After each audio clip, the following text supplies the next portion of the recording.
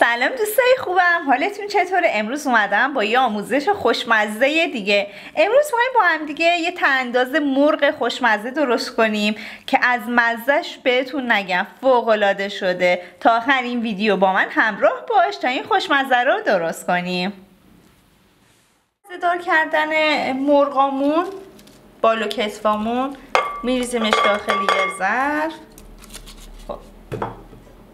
ادویه رو اضافه میکنیم که شامل نمک، فلفل سیاه، زردچوبه و پودر سیر. یه دونه پیاز خلالی خورد شده، آب لیمو ترش تازه و زعفرون دم کرده. حسابی همه این مواد رو با همدیگه ورز میدیم تا مزه ها به خورد همدیگه بره.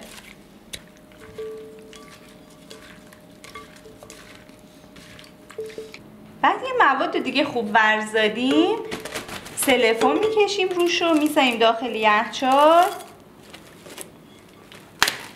2 ساعت بمونه تا حسابی مزه ها به خورد هم بره.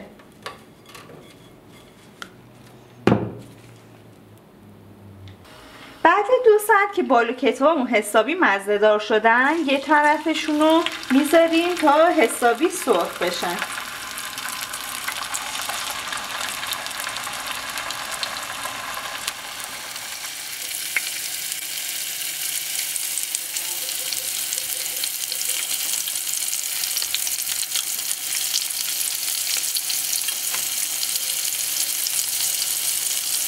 توی این فاصله که بالو کتفا دارن سرخ میشن یه مقدار آب گذاشتم جوش اومده.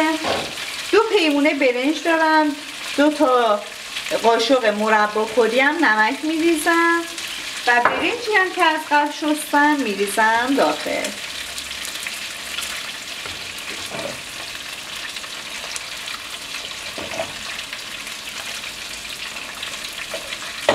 میذارم 10 دقیقه بمونه تا یه مقدار این برنجای ما نرم بشه، بعدش آب کشی میکنیم. یه طرف کتف و بالامون که دیگه حسابی سرخ شدن برمیگردونیم، اون ورش هم سرخ میکنیم، ولی نه به اندازه این ور بالو کتفا. یه مقدار میذاریم چند دقیقه بمونه برمیگردونیم، چون این ور که میخواد بره زیر قابلمه دیگه خودش میپزه، سرخ میشه.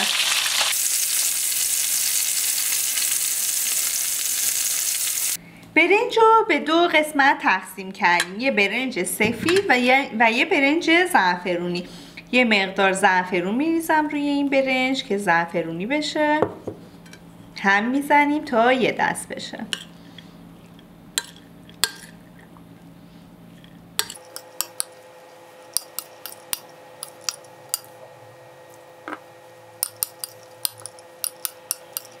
من داخل قابلمه‌ای که میخوام بالو کتفا رو بذارم یه مقدار روغن ریختم و یه طرف بالا که این برش سرخ شده بود، این برش یه مقدار کمتر سرخ شده بود، میچینم ته ظرفم.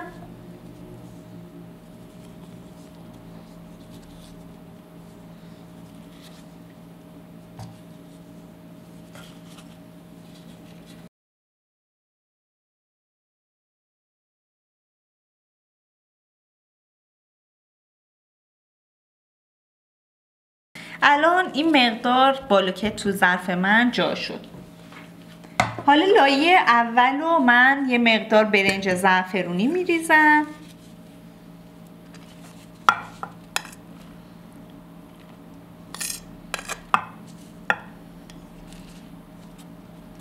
حسابی فشردش کنیم.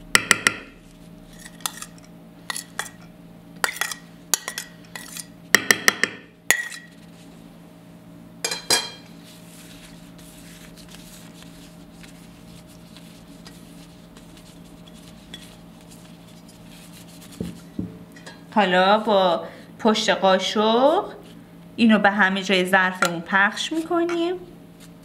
لایه اولو که خوب فشرده کردیم، حالا برنج سفید رو به لایه بعدی اضافه میکنیم. دوستای خوبم ممنون میشم از من حمایت کنید و کانال من رو به دوستاتون معرفی کنید. و لایه بعدی برنجم به همین صورت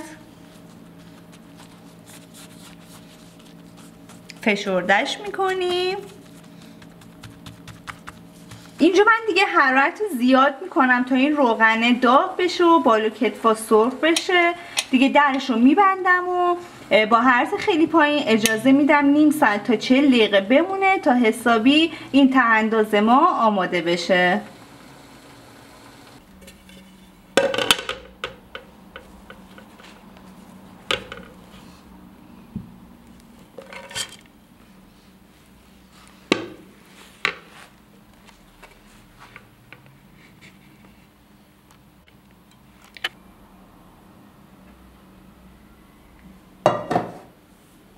اینم از ته انداز ما که منم از یه مقدار برای تزیین روش از زرشک و خلال بادوم استفاده کردم.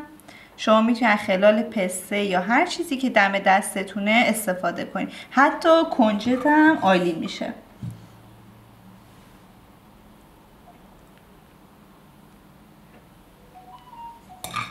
از غذای خوشمزه امروز ما امیدوارم که دوست داشته باشین. منتظر حمایت قشنگتون هستم تا یه ویدیوی دیگه. خدا نگهدار.